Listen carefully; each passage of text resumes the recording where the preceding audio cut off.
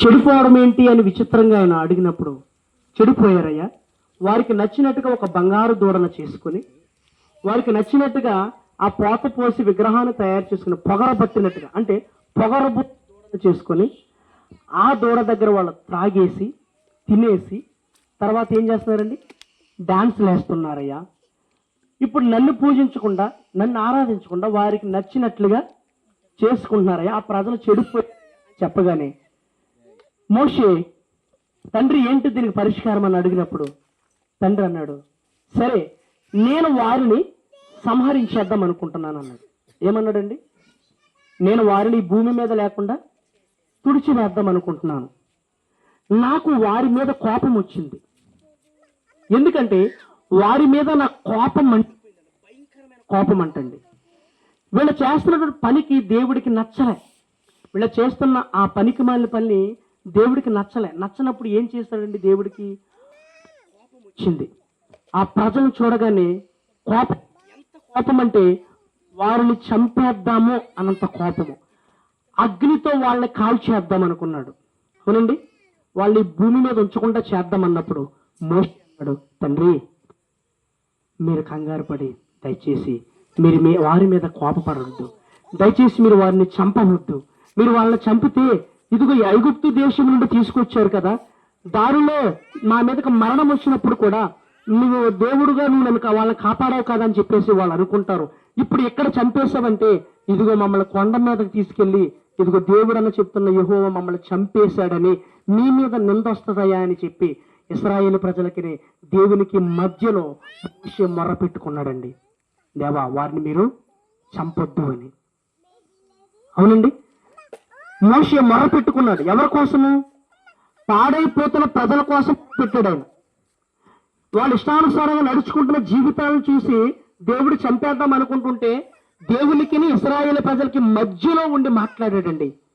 ఎవరితో మాట్లాడంటే సాక్షాత్తు దేవునితోనే మాట్లాడాడు. దేవా వారిని చంపొద్దు, వారిని మీరు చంపొద్దు అని మధ్యలో ఉండి మొర్ర పెట్టుకున్నాడండి మోషే. సరే అని దేవుడు చెప్పినట్లుగా వారిని చంపకుండా వదిలేడేమో, కానీ వారి మీద మాత్రం దేవునికి కోపము అలాగే. అర్థమవుతుందండి? మోషే బ్రతిమలాడుకున్నాడు కాబట్టి వాళ్ళు చంపలేదు, కానీ వారి మీద దేవునికి ఏముంది? కోపం ఉన్నది. ఎందుకంటే ఎందుకు కోపం ఉంది ఆయనకి? దేవుడికి ఎందుకు కోపం ఉంది? అదేంటంటే దేవుడు కూడా కోపడతాడండి. దేవునికి కోపం వస్తుంది. నచ్చని కార్యాలు చేస్తే ఎవరి మీదైనా కోపం వస్తుంది. మన ఇంట్లో ఉన్న వాళ్ళు నచ్చని పనులు చేస్తే మన కోపం రాదా? మనకు నచ్చని పనులు చేస్తే మన కోపడటంలో ఏమైనా అన్యాయం ఉందా? న్యాయమే కదా. అలాగే వీళ్ళు నచ్చని పని చేసినప్పుడు దేవుడు కూడా కోపం రావడం న్యాయమే కదండి. మోషే అయితే బ్రతిమలాడుకున్నాడు కాబట్టి వాళ్ళని చంపాలనుకున్నాడు, కానీ ఆ మోషే అడిగిన విధానాన్ని బట్టి వాళ్ళని చంపకుండా విడిచిపెట్టాడేమో, కానీ కోపం మాత్రము వారి మీద అలాగే ఉంది. అందుకే చివరన ఒక మాట అంటాడు. ఏమని అంటాడంటే 35 వచనం చూడండి, 32, 35 రాత్రి చెప్పుకున్న దాంట్లో చివరన ఒక మాట అన్నాడు, అహరోను కల్పించిన దూడను ప్రజలు చేయించినందున యెహోవా వారిని చివరి మాట మన 32 అధ్యాయము రాత్రి చెప్పుకున్న వాటిలో 35 వచనంలో ఉంటుంది. ఏమని ఉందండి అక్కడ? అహరోను చేసి కల్పించిన దూడను ప్రజలు చేయించినందున యెహోవా వారిని బాధ పెట్టెను. ఇప్పుడు వారిని అయితే చంపట్లేదు కానీ ఇప్పుడు వారిని బాధ పెట్టాలని చూస్తున్నాడు దేవుడు. అర్థమవుతుందండి? వారినైతే చంపట్లేదు ప్రజల్ని, ఎందుకంటే మోషే అడిగాడు కాబట్టి. కానీ వాళ్ళని ఇప్పుడు బాధ ఏ విధంగా? వారు చేసిన పాపం ఏంటి వాళ్ళకి తెలియాలి. కొంతమంది వ్యక్తులకి ఒక్కొక్కసారి అంతు చిక్కన వ్యాధులు వస్తుంటాయి. మనమే ఉన్నాం, మనకే ఒక్కొక్కసారి అనుకోకుండా అంతు చిక్కన వ్యాధులు వస్తుంటాయి. మనకి అంతు చిక్కన వ్యాధులు అసలు ఎందుకు వస్తున్నాయి? కారణం ఏంటి? ఎప్పుడైనా మనకు ఆలోచన కలిగిందా? ఎప్పుడైనా మనం ఆలోచించామా మనకి ఎందుకు వస్తున్నాయి అని ఆలోచన చేస్తే మనల్ని చంపాలని కాదు దేవుడు, కానీ మనం చేసిన తప్పేంటో మనకు తెలియడానికి దేవుడు బాధపడుతున్నాడండి. అర్థమవుతుందండి? ఇప్పుడు మనం చంపాలనుకుంటే దేవుడు ఎప్పుడో చంపవచ్చు, కానీ దేవుడు చంపకుండా ఎందుకు ఆగుతున్నాడంటే రాత్రి చెప్పినట్టుగా యేసుక్రీస్తు ప్రభువారు మధ్యలో ఉండి మరణెడుతున్నాడు. దేవుడిని అడుగుతున్నాడు, అయ్యా వీరిని అప్పుడే చంపొద్దని అడుగుతున్నాడు. అందువల్ల దేవుడు మనం చంపకుండా ఏం చేస్తున్నాడంటే అవి మనల్ని బాధ పెడుతున్నాడు. ఏ విధంగా అంటే మనకు రోగాలు రావటము, వ్యాధులు రావటము, వాటి వల్ల మందులు వేసుకున్నా తగ్గకపోవడం, ఇంజక్షన్ ఇంజక్షన్ చేయించుకున్నా తగ్గకపోవడం, ఇలాంటి వ్యాధులు ఎందుకు వస్తాయి మనకి అని ఆలోచన చేస్తే, నేను చంపాలని కాదు, నువ్వు చేసిన పాపం ఏదో నీకు గుర్తు చేయడానికే మనల్ని బాధ పెడుతూ ఉంటాడండి దేవుడు. అర్థమవుతుందండి? మనుషుల్ని ఎందుకు బాధ పెడతారు? ఇందుకోసమేనండి. మనం చేసిన పాపం మీద మనకు తెలియాలి. మనం పాపం, అందరూ పాపం చేసేవాళ్ళమే. అందుకే రోమిలకు రాసిన పత్రికలు ఉంటాడు, భేదం ఏమీ లేదు, అందరూ పాపం చేశామన్నాడు పౌలు భక్తులు చెప్పినట్లుగా. భేదం లేదు, కులం లేదు, మతం లేదు, జాతి లేదు, నువ్వు ఎవరు, నువ్వు రెడ్ల, కొమ్మ, కాప, ఇలాంటివి ఏమి లేదండి. అసలు ఏమీ లేదు, భేదం ఏమీ లేదు. మీరు భేదం చూడొద్దు, అందరూ పాపం చేశారు అంటున్నాడు దేవుడు. ఇప్పుడు మనం చేసిన పాపాన్ని బట్టి మనకు వ్యాధులు ఇస్తాడు దేవుడు. ఎందుకంటే మనల్ని ఎందుకు బాధ పెడతాడంటే, మన పాపం మనకి గుర్తు చేసుకోవడానికి. పలానా రోజు ఈ తప్పు చేశాను కదా, పలానా రోజు ఈ పాపం చేశాను కదా, అందుకోసమే నన్ను ఈ వ్యాధి వెంటాడుతుంది, అందుకే ఈ బాధలు నన్ను వెంటాడుతుంది అని చెప్పుకోవడానికి, గుర్తు చేసుకోవడానికి ఈ బాధ. పాపం ఇంకొకరు చెప్పక్కర్లే, నా పాపం నాకు తెలీదా, నేను ఎంత దుర్మార్గంగా ప్రవర్తించుకున్నాను, ఎంత దుర్మార్గంగా నడిచి నాకు తెలీదా, ఇంకొకరు నా వంక వేలెత్తి చూపించక్కర్లే, నా పాపం నాకు తెలుసు, తెలిసే దేవుడు చేస్తాడు. ఇప్పుడు మీరు చేసిన పాపాలు మీకు తెలియదా? మీ గురించి నేను చెప్పక్కర్లే, కానీ మీరు చేసిన పాపాలు మీరు గుర్తుంచుకునేలాగా దేవుడు బాధలు పెడతాడు ఎవరికైనా. ఇప్పుడు ఇశ్రాయేలు ప్రజల విషయంలో కూడా అదే జరుగుతుందండి. అందుకే 35వ వచనం అదే మాట చెప్తున్నాడు. ఎంత క్లియర్గా రాసిన ఒకసారి మళ్ళీ చదవండి. 35వ వచనము, 32, 35. అహరోను కల్పించిన దూడను ప్రజలు చేయించినందున యెహోవా వారిని బాధ పెట్టెను. ఇప్పుడు అహరోను ఒక దూడను తయారు చేశాడు. దాన్ని ఎవరు చేయించారు? ప్రజల దగ్గర నుండి చేయించారు. అర్థమవుతుందండి?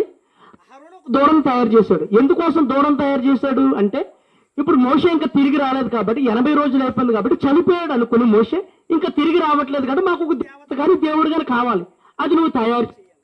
ఆ బలవంతం చేసింది ఎవరు? ప్రజలే. అహరోని తొందర పెట్టారు, నువ్వు తయారు చేయి, నువ్వు తయారు చేయి, పొగర పట్టిన దూడను తయారు చేయని. వాళ్ళకి లేనిపోయిన ఆలోచనలు, అహరోనికి లేనిపోయిన ఆలోచనలు పుట్టించింది ఎవరు? ప్రజలే. అందుకే ప్రజల గురించే మాట్లాడుతున్నాడు దేవుడు. అహరోను తయారు చేసిన అహరోను కల్పించిన దూడను ప్రజలు చేయించాడంటండి. ఎవరు చేయించారు ఈ దూడని? ప్రజలే దగ్గరుండి చేయించారు. ఇప్పుడు నేను ఒక మాట చెప్తాను, మీరు ఫీల్ అవ్వద్దు. మీరు మనసులో పెట్టుకుని జాగ్రత్తగా ఆలోచన చేస్తే జీవితంలో మనల్ని ఎప్పుడు తప్పులు మనం చేయమండి. ఇప్పుడు అహరోను కల్పించిన దూడను ప్రజలు చేయించినందుకు ప్రజలను బాధ పెడుతున్నాడు. ఒక్కొక్కసారి మన తప్పులు చేసేటప్పుడు, మనం ఏదైనా పాపం చేసేటప్పుడు చేసేవాళ్ళ కంటే చేయించే వాళ్ళు ఎక్కువ పాపం పొందుకుంటారండి. నేను అది కూడా ఇక్కడున్న మాటే, నా మాట కాదు. అర్థమవుతుందండి? చేసేవాళ్ళ కంటే చేయించే వాళ్ళు ఎక్కువ పాపాలు పొందుకుంటారు, వాళ్ళకి ఎక్కువ బాధలు ఉంటాయి. నేను అది కూడా చెప్పాను, ఎక్కడున్న మాటే. ఇప్పుడు ఎవరైనా తప్పు చేస్తున్నారనుకోండి, వాళ్ళకి నువ్వు సపోర్ట్ చేయొద్దు. వాళ్ళకు నువ్వు సపోర్ట్ చేసావనుకో, చేసిన వాళ్ళు బాగానే ఉంటారు, చేయించినందుకు మాత్రం ఆ బాధలు ఎవరు భరించాలి? నీవే భరించాలండి. ఇప్పుడు నేనే తప్పు చేస్తున్నాను అనుకోండి, నేనే పాపం చేస్తున్నాను అనుకోండి, నాకు ఎవరైనా సపోర్ట్ చేశారనుకోండి, ఇప్పుడు నేను చేసేందుకు నేను బాగానే ఉంటాను, కానీ నాకు సపోర్ట్ చేశారు చూడండి, నాకు వెళ్ళినట్టుగా ఉండి, నువ్వు వెళ్ళి నేను చూసుకుంటాను, నేను అవసరమైతే బయట కాపురా ఉంటాను, నేను ఇంకో చోటు ఉంటానో చెప్తాను చూడండి, వాళ్ళకి శిక్ష అంటున్నాడు దేవుడు. ఇక్కడ అదే క్లియర్ గా చెప్పిన మాట అండి. అర్థమవుతుందండి? వారికే శిక్ష ఇది, చేసిన వాళ్ళకి చెందదు. ఒకవేళ పాపం చేసినా వాళ్ళకి శిక్ష అప్పుడే చేయించినందుకు వస్తుందండి శిక్ష. మన బ్యాటరీ తీసాను, చేయించినందుకు శిక్ష వస్తుందండి. చాలా మంది చేసే పనులు ఇవేనండి. చాలా మంది చేసే పనులు ఏంటంటే, ఇదిగో చేసేవాళ్ళు బాగానే చేస్తున్నారు, కానీ వాళ్ళకి మాత్రం పక్క నుండి చేయిస్తున్నారండి. చేయించేటప్పుడు మాత్రం ఆ పాపము నీకే, ఆ పాపము నీకే వస్తుంది, ఇంకెవరికి రాదు. నా తండ్రి చెబుతున్నాడు ఇక్కడ, అహరోను కల్పించిన దూడను ప్రజలు చేసినందుకంటండి, చేయించినందుకు యెహోవా వారిని బాధ పెడుతున్నారంటండి. ఇప్పుడు ఎవరైతే వ్యభిచారం చేస్తున్నారనుకోండి, ఒక పురుషుడు స్త్రీ వ్యభిచారం చేస్తున్నారనుకోండి, ఈ పురుషుడికి స్త్రీకి మధ్యవర్తులుగా ఉన్నారనుకోండి, మధ్యవర్తులు ఉంటారు కదా, మధ్యవర్తులుగా ఇప్పుడు ఇక్కడ విషయాన్ని తీసుకెళ్ళి అక్కడ చెప్పడము, అక్కడ విషయాన్ని తీసుకొని ఇక్కడ చెప్పేవాళ్ళు మధ్యవర్తులు ఉంటారు చూడండి. ఈ మధ్యవర్తులుగా చేస్తున్న ఎవరైతే ఉన్నారో ఆ బాధ ఎవరు కలిగిద్ది? ఈ మధ్యవర్తిగా నడుచున్న వారికే జరిగిద్ది ఈ పాపం. ఈ పాపం ఎవరు జరిగిద్దండి? చేయించిన వారికే జరిగిద్ది. మీకు అర్థమవుతుందండి క్లియర్ గా? చేసే వాళ్ళకన్నా చేయించిన వాళ్ళకి ఎక్కువ ఉంటుందంటండి ఈ బాధ. ఇప్పుడు చేయించింది ఎవరు? దూడని ఇశ్రాయేలు ప్రజలు. ఇప్పుడు బాధలు కూడా ఎవరికి? ఇశ్రాయేలు ప్రజలకే. అహరోను కాదు ఇప్పుడు బాధ పెట్టేది. ఎవరిని బాధ పెడుతున్నాడు దేవుడు? ఈ దూడను చేయించినటువంటి ఇశ్రాయేలు ప్రజలకి బాధ పెడుతున్నాడు. అదే చెప్తున్నాడు ఇక్కడ. ఇశ్రాయేలు ప్రజలు చేయించారు కాబట్టి వారిని దేవుడు బాధ పెడుతున్నాడు. ఇప్పుడు రాత్రి మనం ఈ విషయాలు మాట్లాడుకున్నాము. అయితే ఈ రోజు ఏమని మాట్లాడుతున్నంటే, దేవుడైతే మోషే అడిగినట్లుగా ఇశ్రాయేలు ప్రజలు చంపలేదు కానీ, సంహరించలేదు కానీ బాధ పెట్టాలని చూస్తున్నాడు. ఏ విధంగా బాధలు జరుగుతుంటాయి, ఏ విధంగా ఉంటది వీళ్ళ పరిస్థితి అనే దాన్ని మనం ముందుకు వెళ్ళే కోంది తెలుస్తుంది. అయితే ఇశ్రాయేలు ప్రజలు ఒక దేశానికి పంపించాలనుకుంటున్నాడండి. ఒక దేశానికి నడిపించాలనుకుంటున్నాడు. ఎవరి ద్వారా అంటే మోషే ద్వారా. పలానా ఒక దేశం చెప్తాను నేను అంటే, ఇదిగో అబ్రహాము దేవుడికి మాట ఇచ్చినట్లుగా, ఇస్సాకు దేవుడికి మాట ఇచ్చినట్లుగా, ఇదిగో యాకోబు దేవుడు అంటే ఇప్పుడు అబ్రహాముకి, ఇస్సాకుకి, అలాగే యాకోబుకి, ముగ్గురికి కూడా దేవుడు మాట ఇచ్చాడు. ఏమైనా మాట ఇచ్చాడంటే, ఇదిగో మీరు పాలు తేనెలు ప్రవహించే దేశాన్ని మీకు నేను ఇస్తానయ్యా అన్నాడు. అర్థమవుతుందండి? పాలు తేనెలు ప్రవహించే దేశం మీకు ఇస్తానయ్యా అన్నాడు. ఆ దేశం పేరేంటంటే కనాను దేశం. ఆ దేశం పేరేంటండి? కనాను దేశం. ఇప్పుడు కనాను దేశంలో పాలు తేనెలు ప్రవహించడం ఏంటి? అసలు దేవుడు ఎందుకు ఆ మాట అన్నాడు? అసలు ఆ మాట ఎందుకు పలికాడు దేవుడు? ఇప్పుడు దేశము, ఇప్పుడు ఇది మన భారతదేశము. ఇప్పుడు ఈ భారతదేశంలో పాలు తేనెలు ప్రవహిస్తున్నాయి ఎక్కడ? లేదంటే మనం నడుస్తూ ఉంటుంటే రోడ్లు వెంబడి పాలు తేనెలు వెళుతున్నాయా? మరి కనాను దేశంలో పాలు తేనెలు ప్రవహించు దేశాన్ని మీకు ఇస్తానయ్యా అని అన్నాడు దేవుడు. ఆ మాట ఎందుకు చెప్పాడంటే దేవుడు, ఇప్పుడు పాలు తేనెలు అనగా సమృద్ధి అండి. ఇప్పుడు సమృద్ధి. ఇప్పుడు చూడండి, ఒక్కొక్క ఇంట్లో పాలు అనుకోండి, పాడుకుండా అంటారు కదా, పాడుకుండే కదండి అది. ఇప్పుడు ఆవులు మేపుకున్నా, గేదెలు మేపుకున్నా పాలు తీసుకొచ్చారు అనుకోండి, ఇప్పుడు ఆ ఇంట్లో పాడుకుండండి, అది పాలు అమ్ముకున్న వాడికి పాడేనండి. చక్కగా వాళ్ళకి ఎలాగొండ సమృద్ధిగా ఉంటది. డబ్బులు లోటు ఉండదు, ఆహారం లోటు ఉండదు, పాలు లోటు ఉండదు, అన్ని కూడా వాళ్ళకి సమృద్ధిగా ఉంటుంది. అర్థమవుతుందండి? అందుకోసమే ఇప్పుడు పాలు తేనెలు ప్రవహించే దేశం అని. ఎందుకంటే వాళ్ళకి ఏ లోటు లేదు, అక్కడ అంత సమృద్ధి ఉంది. వాళ్ళకి ఆహారానికి కొదువు లేదు, వాళ్ళు నిద్రపోవడానికి కొదువు లేదు, కట్టుకోవడానికి కొదువు లేదు, ప్రతిదీ సమృద్ధిగా ఉంది. వాళ్ళకు లోటు అంటే ఏమీ లేదు. ఇది దొరకదు అని చెప్పుకోవడానికి లేదు, ప్రతిదీ దొరికేస్తుంది వాళ్ళకి. అందుకే అన్నాడు, మీకు ఆ కనాను దేశాన్ని ఇస్తానయ్యా. ఎవరికి ఇచ్చారు ఈ మాట అంటే, అబ్రాహాముకి ఇచ్చాడు మాట, అలాగే ఇస్సాకుకి ఇచ్చాడు, యాకోబుకి ఇచ్చాడు. వీళ్ళ ముగ్గురు ఎవరండి? మన పితరులు. వీళ్ళ ముగ్గురు కూడా మన పితరులు.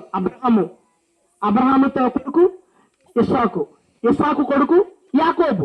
వీళ్ళ ముగ్గురు మన పితరులే. ఈ ముగ్గురు కూడా దేవుడు మాట ఇచ్చాడు, ఇదిగో మీకు కనాను దేశాన్ని ఇస్తానయ్యా అన్నాడు. ఇప్పుడు వీళ్ళకి ఎలాగైతే మాట ఇచ్చాడో ఈ ఇశ్రాయేలు ప్రజలు కూడా అక్కడికే నడిపించాలనుకుంటున్నాడండి. ఆ కనాను దేశానికే నడిపించాలని ఆలోచన కలిగి ఉన్నాడు. ఇక్కడ చెప్తున్నాడండి, చూడండి ఏమని చెప్తున్నాను. 33వ అధ్యాయము. మరియు యెహోవా మోషేతో ఇట్లనెను, నీవు ఐగుప్తు దేశము నుండి తోడుకుని వచ్చిన ప్రజలను బయలుదేరి నేను అబ్రహాముతోను, ఇస్సాకుతోను, యాకోబుతోను ప్రమాణం చేసి నీ సంతానమునకు దీనినిచ్చేదనని చెప్పిన పాలు తేనెలు ప్రవహించు దేశమునకు లేచి ఇక్కడ నుంచి. ఈ మాటన్ని దేవుడు ఎవరికి చెప్తున్నాడండి? మోషేకి చెప్తున్నాడు. ఈ మాటలన్నీ మోషేతో మాట్లాడుతున్నాడు. మోషే, నేను అబ్రహాముకి, ఇస్సాకుకి, యాకోబుకి ఇచ్చినటువంటి దేశాన్ని, ఇదిగో నువ్వు ఐగుప్తు దేశం నుండి తీసుకొచ్చినట్టు ప్రజలు ఉన్నారు చూడు, ఆ ప్రజలను ఇక్కడ నుంచి ఇదిగో పాలు తేనెలు ప్రవహించే దేశానికి మీరు లేచి వెళ్ళిపోండి అంటున్నాడు అంతే దేవుడు. ఇప్పటి వరకు వాళ్ళు ఎక్కడున్నారు అని ఆలోచన చేస్తే సీనాయి పర్వతం దగ్గర ఉన్నారండి. ఇప్పటి వరకు వాళ్ళు సింధులేసింది, రికార్డింగ్ డాన్సులు వేసింది, త్రాగేసి తందనాలు ఆడింది, కడుపు నిండా భోజనాలు ఇష్టానుసారంగా చేసింది ఎక్కడంటే సీనాయి పర్వతం దగ్గరే. ఇప్పుడు సీనాయి పర్వతం దగ్గర చేశారు. దేవునికి కోపం వచ్చింది. దేవుడు వాళ్ళని చంపేద్దాం అనుకున్నాడు. మోషే అడ్డుపడ్డాడు చంపొద్దని. ఇప్పుడు సరే మోషే అడ్డుపడ్డాడు కదా అని చెప్పేసి ఈ సీనాయి పర్వతం నుంచి ఇక్కడి నుంచి ఎక్కడ వెళ్ళిపోమంటున్నాడు? కనాను దేశానికి వెళ్ళిపోండి అంతే. ఇక్కడ నుంచి లేచి అక్కడికి వెళ్ళిపోండి. అది పాలు తేనెలు ప్రవహించే దేశము కాబట్టి వెళ్ళిపోండి అక్కడికి. దేవుని ప్రేమ అలాంటిదండి. వాళ్ళు ఎంత పనికిమాలిన పనులు చేసినా, ఎంత దేవుడు బాధ పెట్టినా కూడా దేవుడు వారిని ప్రేమిస్తూనే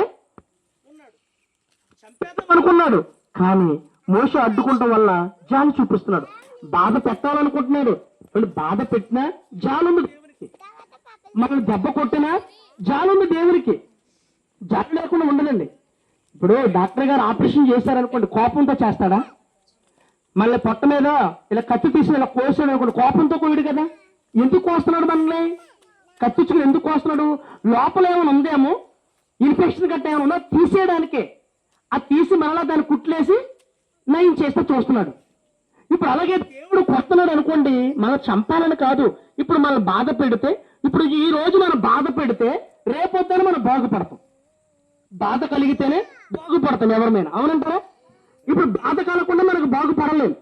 ఇప్పుడు ఆపరేషన్ చేయించుకున్నవాడు బాధపడితేనే కదా, ఆ కోతను భరించుకుంటేనే, ఆ కుట్లు భరించుకుంటేనే రేపొద్దున ఆ కుట్లు తగ్గిపోతుంది, ఆడ ఆరోగ్యంగా ఉంటారు. అవునండి? బాధపడాలి, బాగుపడాలి. ఇక్కడ దేవుడు కూడా ఏం చేస్తున్నాడంటే ఈయన బాధ పెడుతున్నాడు. ఎందుకు బాధ పెడుతున్నాడంటే ఈయన బాగుపడాలి. ఎందుకు బాగుపడాలి? ఏదో అన్యాయంగా నడుచుకుంటున్నారు. నా దగ్గర ఉంటూనే, ఇదిగో నా ప్రేమ పొందుకుంటూనే నేను ఆహారం పెట్టాను, వీళ్ళకి నీళ్ళు ఇచ్చాను, అన్ని మంచి కార్యాలు చేసిన వీళ్ళ నన్ను ఎరగట్లేదు, నన్ను ఆరాధించట్లేదు, నన్ను పూజించట్లేదు. వీళ్ళకి నచ్చిన విగ్రహం తయారు చేసుకుని పూజించేస్తున్నారు. కాబట్టి వీళ్ళకి బాధ అంటే ఏంటి ఎలా ఉండాలో చూపించాలనుకుంటున్నాడు దేవుడు. బాధ పెట్టే ముందు ఇక్కడ నుంచి మీరు సీనాయి పర్వతం లేచిపోయి ఇక్కడ కనాను దేశానికి వెళ్ళిపోండి, మీరు పాలు తేనెలు ప్రవహించే దేశము. ఇక్కడ అదే మాట చెప్పాడు, ఇంకేమైనా మాట చెప్పాడండి. ఈ పంపించేటప్పుడు కూడా మరలా ఏమని చెప్తున్నాడంటే, ఇదిగో మీతో అయితే నేను రాను, మీతో నేను రాను. మోషేతో అంటున్న మాట అండి. ఇప్పటి వరకు వాళ్ళు ఎక్కడికి వెళ్ళినా కూడా వాళ్ళతో ఎవరు వచ్చారు? దేవుడు వచ్చాడు. వాళ్ళు ఐగుప్తు దేశం మీద ప్రయాణమే వస్తున్నప్పుడు మార్గం మధ్యలో ఎవరు తోడుగా ఉన్నారు? దేవుడే తోడుగా ఉన్నాడు. సైన్యమంతా కూడా వీళ్ళు తరిమేస్తుంది, చంపేద్దామని. ఆ టైంలో కూడా ఎవరు కాపాడారు వీళ్ళని? దేవుడే కాపాడాడు. అంటే వీళ్ళు ఎక్కడికి వెళ్ళినా కూడా, ఇదిగో పగలేమో మేఘస్తంభము, రాత్రి అగ్ని స్తంభంతో వీళ్ళు నడిపించాడు దేవుడు. వీళ్ళు ఎక్కడికి వెళ్ళినా కూడా వీళ్ళు తోడుగానే ఉన్నాడు దేవుడు. కానీ ఇప్పుడు మాత్రం నేను రానంటున్నాడు దేవుడు. ఎందుకు రానంటున్నాడు? కారణం ఏంటి అసలు అంటే, వీళ్ళు చేసే పని దేవునికి నచ్చలే. దేవుడికి నచ్చలే వీళ్ళు చేసే పని. ఇప్పుడు వరకు వాళ్ళు తోడుగా ఉన్న దేవుడు ఒకేసారి దేవుడు విడిచిపెట్టేస్తున్నాడండి. మోషే, నేనైతే రాను, అవసరమైతే నా దూతను పంపిస్తాను నీకంతే, నేనైతే రాను. ఎందుకంటే వాళ్ళు చేసే పని నాకు నచ్చలే. ఇక్కడ అదే మాట చెప్తున్నాడు, నేనైతే రాను మోషే, అవసరమైతే నా దగ్గర ఒక దూత ఉంది కాబట్టి ఆ దూతను పంపిస్తా, ఆ దూత మీకు ముందుగా వెళుతుంది, ఆ దూత వెనకాల మాత్రం మీరు వెళ్ళండి, అంతవరకే. మోషే ఒప్పుకుంటాడంటారా? మోషే అసలు ఒప్పుకుంటాడా? దూతను పంపించి మీరు రాకుండా ఉంటే ఒప్పుకుంటాడు మోషే? ఒప్పుకున్నాడు లేదు, మనం ఎక్కడో చూద్దామండి. ఆయనైతే కరాఖండిగా చెప్పేస్తాడు, నేను రానంటే రానంటున్నాడు. మోషే ఊరుకోడండి, దేవునితో కూడా పెనుగులాడేశాడు అంతే, దేవునితో కూడా దెబ్బలాడేశాడు. నువ్వు వస్తే వరకు నేను వెళ్ళనన్నట్టుగా మాట్లాడు. దేవుడు రానంటాడు, మోషే ఊరుకోడు, రమ్మంటాడు. చాలా విచిత్రం జరుగుతూ ఉంటుంది ఈ అధ్యాయం అంతా కూడా అండి. దేవునికి ఏమో కోపం వచ్చింది, రానంటున్నాడు. మోషే ఏమో మీరు రావాలంటున్నాడు. లేదు, మీకు ముందుగా దూతను పంపిస్తా. ఎందుకంటే ఆ కనాను దేశంలో ఆల్రెడీ ఎవరున్నారంటే, ఇదిగో ఎవరెవరు ఉన్నారు ఇక్కడ చెప్తున్నాడంటే, మీరు వెళ్లకుండానే కనాను దేశంలో 4 ఉన్నాయి అంటండి. అక్కడ ఏమేమంటే 4 ఎవరెవరో చూడండి. ఇక్కడ 2వ వచనంలో, నేను నీకు ముందుగా దూతను పంపి కనానీయులను, అమోరీయులను, హిత్తీయులను, పెరిజ్జీయులను, హివ్వీయులను, యెబూసీయులను వెళ్ళగొట్టేది. అక్కడ ఆల్రెడీ వీళ్ళందరూ కూడా ఆ జాతులు అక్కడ ఉన్నాయంటండి. ఇవన్నీ కూడా ఎక్కడ ఉన్నాయి? కనాను దేశంలో ఉన్నారంట. ఇప్పుడు వీళ్ళు వెళ్లకుండానే అక్కడ తిష్ట వేసి కూర్చుని వీళ్ళందరినీ ఖాళీ చేయించాలి ఆయన. కనుక దూత నాకు ముందుగా వెళ్ళి వాళ్ళ చెప్పి అక్కడ నుంచి వాళ్ళని పంపించేస్తుంది బయటికి. ఆ తర్వాత మీరు వెళ్ళండి అందులోకి, కనాను దేశంలోకి అన్నాడు. నిజంగా చెప్తున్నానండి, కనాను దేశానికి ఒక కాలేబు, యెహోషువ తప్ప ఎవ్వరు వెళ్ళలేదండి. ఎవరు వెళ్ళలే. కాలేబు ఒకడు, యెహోషువ ఇద్దరే వెళ్ళారండి కనాను దేశానికి. మిగిలిన వాడు కనీసం మోషే గాని అహరోను కూడా కనాను దేశాన్ని వెళ్ళలేదండి. అసలు అది ఎలా ఉంటుందో కూడా వీళ్ళకి తెలియదు, అసలు చూడలే. దేవుడైతే మాటలు చెప్పాడు కానీ, దేవుడు మాటలు విన్నారేమో కానీ కనాను దేశం ఎలా ఉంటుందో కూడా వీళ్ళు చూడలే. ఒక్కొక్కసారి మనం అమెరికా అమెరికా అమెరికా అంటుంటాం, వింటుంటాం. ఎప్పుడైనా వెళ్ళాం మనం? పేరు వింటాం అంతే. అమెరికా దేశం అంటే అమెరికా దేశం అంటే అంటారు. అమెరికాకి మనకి సుమారుగా అందరూ అంటారు 24 గంటలండి తేడా అంటారు. ఇక్కడ రాత్రి అయితే అక్కడ పగలు అంటారు. అయితే ఇప్పుడు ఇక్కడ టైం 8:20 అవుతుంది కాబట్టి అక్కడ కూడా 8:20 అనుకుంటారు. కాదండి, అవ్వదు. ఇక్కడ 8:20 అయింది అనుకోండి, అక్కడ ఆల్రెడీ 10 అవుతుందండి. వాళ్ళకి మనకి సుమారుగా 2 గంటల తేడా వస్తుందండి. 24 గంటల మీద ఇంకో 2 గంటలు అంటే 26 గంటలు తేడా అండి వాళ్ళకి మనకి రోజుకి. వాళ్ళది ఒక టైం, మనది ఒక టైం. నేను ఎలాగ చెప్తున్నాను మీకు ఎలా తెలుసు అంటే, నేను ఈ క్లాసులకి వెళ్ళినప్పుడు, మాకు బైబిల్ క్లాస్ జరిగేటప్పుడు అమెరికా నుంచి మాట్లాడతారండి. వాళ్ళకి జూమ్ కాల్ పెడతారు, పెద్ద తెర మీద పెట్టి చూపించినప్పుడు అక్కడ వెనకాల వాళ్ళ గడియారం చూశాను నేను. వాళ్ళ గడియారం ఉండదు వెనకాల. గడియారం చూసినప్పుడు ఇక్కడ టైం ఏమో 8 అయితే 8, 10, 8 అయితే అక్కడ 10 అయ్యేది. అంటే వాళ్ళకి మనకి ఎన్ని గంటలు తేడా అండి? 24 గంటల మీద ఇంకో 2 గంటలు ఎక్స్ట్రా ఉంది వాళ్ళదే. అమెరికా దేశం మనకు తెలుసు, అంటే తెలుసు అంటే వింటున్నాం, కానీ దాన్ని ఎప్పుడు మనము చూడలే. కనాను దేశం గురించి మోషే విన్నాడు కానీ చూడలే. కనాను దేశం గురించి ఇశ్రాయేల్ ప్రజలు విన్నారు కానీ చూడలే. ఎవరు చూశారు అంటే కాలేబు, యెహోషువ, వీళ్ళిద్దరు తప్ప అసలు ఆ దేశాన్ని దగ్గరికి ఎవ్వరు వెళ్ళలేకపోయారండి. ఒక్కొక్కసారి అంతేనండి, దేవుడు ఇద్దామనుకుంటాడు కానీ ఇచ్చేలాగా మనం చేసుకోలేకపోతున్నాం. మన పొరపాట్ల వల్లే మనమే చేస్తాం పొరపాట్లు. ఆయన ఇవ్వాలని ఎప్పుడు అనుకుంటాడు, మనకి ఏదోటి ఇవ్వాలనుకుంటాడు, ప్రేమతో మనం ప్రేమిస్తున్నాడు, ప్రతిదీ ఇవ్వాలనుకుంటాడు, కానీ మనమే చేతులారా పాడు చేసుకుంటున్నాం, మనకు మనమే నాశనం చేసుకుంటాం ప్రతిదీ కూడా. ఒకసారి ఇదిగో నోటి వరకు వచ్చిందిరా, లేదా చేతి వరకు వచ్చిందిరా కానీ నోటికి వెళ్ళలేదంటాం. అవునండి, చేతి వరకు వచ్చిందిరా కానీ నోట్లో వెళ్ళలేదని అంటాం. ఎందుకని? కారణం ఏంటి? మనమే నాశనం చేసుకుంటాం చేతులారా. దేవుడు ఇద్దామనుకుంటున్నాడు కానీ ఇచ్చేలాగా మనం చేసుకోలేకపోతున్నాం. ఈ ఇశ్రాయేలు ప్రజలు కూడా అదే పరిస్థితికి వస్తారు. దేవుడేమో కనాను ఇద్దామని ఆయన చూస్తుందంటే ఇలా తీసుకునే స్థితిలో ఎవరు కూడా లేరు. ఎందుకంటే వాళ్ళు చేసే పనులు అలా ఉన్నాయి. ప్రాణం పెట్టింది ఆయనే, వీళ్ళు జీవింపజేసేది ఆయనే, వీళ్ళకి ఆకలేస్తుంది అన్నం పెట్టింది ఆయనే, వీళ్ళకి మాంసం తినాలని కోరిక కలిగింది ఆకాశం పూరేలు కురిపించింది కూడా ఆయనే, దాహం వేస్తుందంటే బండ నుంచి నీళ్ళు ఇచ్చింది కూడా ఆయనే. ఇన్ని చక్కగా సుఖాలు వైభోగాలు అన్ని చేసిన ఆ దేవుణ్ణి కూడా వీళ్ళు సరిగా ఆకలి వేసినప్పుడే నమ్ముతున్నారు, ఆకలి తీరినప్పుడు వదిలేస్తున్నారు. ఆకలి వేస్తే ప్రభువా ప్రభువా అంటే ముందు తిట్టేస్తున్నారు, దేవుడు పెట్టగానే నా దేవుడు లేడు అంటున్నారు. మరలా ఆకలి తీరిపోయిన తర్వాత మరలా యథావిధి మరలా ఏదైనా జరిగితే శోధన వస్తే చూడండి మనము దేవుడిని దూషించేస్తాం. మరలా మనం సంతోషంగా ఉంటే దేవుడు అంటే దేవుడు కదా అంటాం. అన్ని మాటలు మనయే. ఆయన పెట్టకపోయినా మనం దూషించేస్తాం, ఎక్కువగా పెట్టేసినా దూషించేస్తాం. అందుకే అంటాడంటే పౌలు భక్తుడు అంటాడు, తండ్రి నాకు ఎక్కువగా ఇవ్వద్దయ్యా. సొలొమోను గారు, నాకు ఎక్కువగా అయ్యా, నాకు ఎక్కువగా ఇవ్వద్దు, నాకు తక్కువగా కూడా ఇవ్వద్దు. నాకు బాగా తక్కువ ఇచ్చావనుకో నేనేం చేస్తానో తెలుసా? నేను దూషించేస్తాను. ఎందుకంటే నాకు తక్కువ అయిపోయింది కాబట్టి, నాకు ఏమీ లేదు కూడా నేను దూషించేస్తాను. నాకు ఎక్కువగా ఇచ్చేసావు అనుకో, నాకు ఆస్తి ఎక్కువైపోయి అయినా కూడా నిన్ను నేను దూషించేస్తాను. ఎందుకంటే నిన్ను ఆరాధించను, నీ దగ్గరికే రాను. అంటే మనిషి తక్కువైనా ఎక్కువైనా కూడా ఎలా ఉంటుందండి? దేవుని అర్థం చేసుకోలేడు. ఎక్కువైనా తక్కువైనా అర్థం చేసుకోలేడండి. ఇప్పుడు వీళ్ళ పరిస్థితి, ఇశ్రాయేలు ప్రజల పరిస్థితి కూడా ఇదేనండి. వీళ్ళకి ఎక్కువగా ఆకలేసినప్పుడేమో నిందలేసేస్తున్నారు, ఆకలి తీరిపోతే దేవుని ఆరాధించట్లే, పట్టుకుంటలేదు అసలు. వీళ్ళ పనులు ఏళ్ళ. అయితే వీళ్ళు ఏం చేస్తున్నారంటే ఇదిగో 3వ వచనంలో చెప్పినట్లుగానే, మీరు లోబడనల్లని ప్రజలు కనుక నేను మీతో కూడా రాను, త్రోవలో మిమ్మల్ని సంహరించదనేమో అని మోషేతో చెప్పాను. ఈ మాట దేవుడు అసలు ఈ మాట ఎందుకు చెప్పాడో తెలుసండి మోషేతో? మీరు లోబడనల్లని ప్రజలు, సాక్షాత్తు దేవుడే చెప్తున్నాడు ఈ మాట, మనిషి చెప్తున్నాడండి. మీరు లోబడనల్లని ప్రజలు, నేను మీతో రాను, నేను మీతో అస్సలు రాను. ఎందుకో తెలుసా? మీరు చేసిన పనులకి నేను మీతో వస్తూ ఉండగా దారిలోనే మిమ్మల్ని చంపేస్తానేమో. సంహరించడం అంటే ఏంటండి? చంపేయడమే. ఎందుకంటే ఆయన చేసిన పనులు దేవుడు చూస్తున్నప్పుడు ఎలా ఉంటుందంటే కోపం వచ్చేస్తుంది.